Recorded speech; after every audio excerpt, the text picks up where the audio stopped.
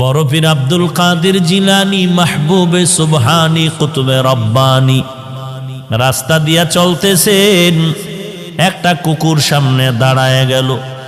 কুকুর ডাক দিয়া কয়, বড় পীর আমার কথার জবাব দিয়া তার উপরে যাও, বলো তুমি ভালো নাকি আমি কুকুর ভালো?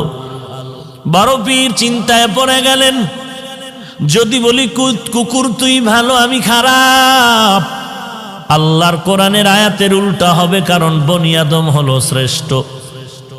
যদি বলি তুই খারাপ আমি ভালো, তো অহংকারী আসিয়া যাবে। আর যদি বলি আমি খারাপ তুই ভালো, তো কোরআনের আয়াতের উল্টা হয়ে যাবে।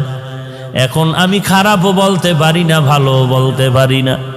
ভালো বললে আমি নিজে ভালো বললে অহংকারী হবে, আমি নিজে খারাপ বললে তুই কুকুর, ভালো বললে কোরআনের আয়াতের উল্টা হবে। আল্লাহর ওলি বান্দা মোরাকাবায় ঢুকলেন, আল্লাহ জবাব দিয়া দিলেন। এই জবাব পাইয়া ডাক দিয়া কয়, কুকুর কবরে যাওয়ার আগে আমি তোকে বলতে পারবো না আমি ভালো নাকি আমি খারাপ, কারণ আমাকে সবাই বড় পীর বলে ডাক দেয়, কিন্তু মরণের পরে আমার সামনে কিছু যাবে না। আমার 3টা পাতলা কাপড় আমার আসল বিছানা হবে। ওই অন্ধকার কবর 3.5 হাত মাটির ঘর হবে। ওই কবরে যাওয়ার পরে সাথী নাই, বাতি নাই। আল্লাহ পাকের 2 জন ফেরেশতা প্রশ্ন করার জন্য আসবে। আসার পরে 1 নাম্বার প্রশ্ন, রবের পরিচয় দাও। 2 নাম্বার প্রশ্ন হবে তুমি ধর্মের পরিচয় দাও।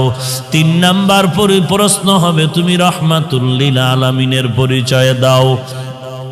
যদি আল্লাহর শুকর জবাব দিতে পারি, তাহলে আমি তখন তোমাকে বলতে পারবো আমি আব্দুল কাদের জিলানী ভালো, তুই কুকুর বড় খারাপ। আর যদি ওই প্রশ্নের জবাব দিতে না পারি, তখন আমার কবর হয়ে যাবে জাহান্নামের আগুন। 1টা নয়, 2টা নয়, 70 থেকে 99টা সাপ কবর ভরে যাবে। 2 পার্শ্বের মাটির চাপ। তখন আমি জবাব দিয়া বলতে পারবো, কুকুর তুই ভালো, আমি মানুষেও ভালো হতে পারলাম না, কারণ আমার কবরের মধ্যে আগুন জ্বলে, আমার আযাব হচ্ছে, তোর কোনো আযাব নাই।